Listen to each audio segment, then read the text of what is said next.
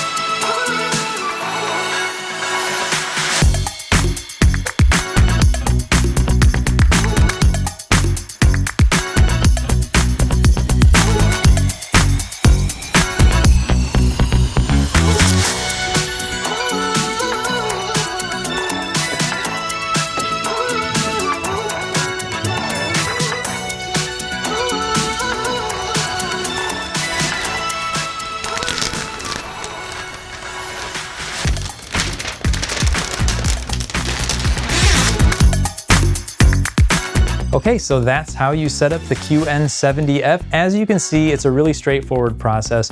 No tools involved, which is always appreciated. Thank you, Samsung. You do want to make sure that you have a second person with you, especially if you have a 65-inch or larger model, just to keep everything steady. But otherwise, this is everything we were expecting. It's a really nice quality picture here. Sound quality is pretty decent. It is their starting point for the QLED TVs for 2025. We're going to get into all that and more in our product overview video, so make sure you stay tuned for that. Thanks, as always, for watching, and we'll see you in the next one.